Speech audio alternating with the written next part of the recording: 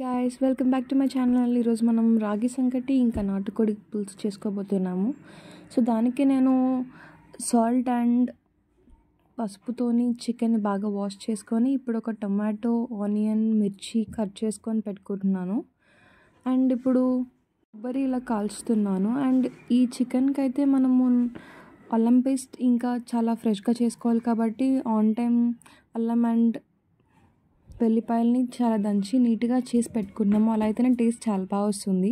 So ధనియాలు అవన్నీ పొడి చేసి పక్కన పెట్టుకొని ఇప్పుడు ఒక విజిల్ కుక్కర్లో చేస్తున్నాను నేను. అలా అయితేనే విజిల్స్తో చాలా బాగా వస్తుంది. అండ్ మనం కౌంట్ కూడా చేసుకోవచ్చు విజిల్స్ అన్నీ రావాలనేసి. ఇప్పుడు దీంట్లో ఆనియన్, బే లీఫ్ ఇంకా సాల్ట్ ఆయిల్లో వేసి మంచి ఫ్రై చేసుకోవాలి. అండ్ నెక్స్ట్ మనం ఇవి కొంచెం పింకిష్ కలర్ వచ్చే వరకు చూసుకొని దీంట్లో మిర్చి అండ్ ఇంకా ఫ్రెష్గా చేసుకున్న అల్లం పేస్ట్ చేసుకోవాలి. నెక్స్ట్ కొంచెం టర్మరిక్ వేసుకొని నీట్గా మిక్స్ చేసుకొని చికెన్ ఇంకా ఉప్పు, కారం పొడిని వేసుకొని మంచిగా మిక్స్ చేసుకొని కొంచెం ఇప్పుడే కొత్తిమీర వేసేసుకుంటున్నాను. అండ్ దీనికి ఒక 3 గ్లాసెస్ ఆఫ్ వాటర్ పోసి నీట్గా మిక్స్ చేసి పక్కన పెట్టుకోండి. అండ్ నెక్స్ట్ ఈ ప్యూరీ అనేది నీట్గా మిక్స్ చేసుకొని కొంచెం టేస్ట్ చూసుకొని సాల్ట్ యాడ్ చేసుకొని విజిల్ పెట్టేసుకోండి.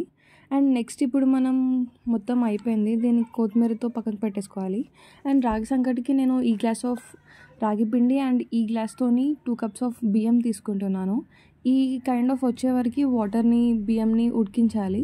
అండ్ ఇప్పుడు అదే గ్లాస్తో 1 కప్ ఆఫ్ రాగి పిండి యాడ్ చేసుకొని ఇలా నీట్గా మిక్స్ చేసుకోండి. అదే మిక్స్చర్ని ఒక బౌల్లో ఆయిల్ ఆర్ గీతో అప్లై చేసి ఆ మిక్స్చర్ని మొత్తం నీట్గా రౌండ్గా పెట్టుకోండి. అలా అయితే ఈజీగా ఉంటుంది తినేయడానికి.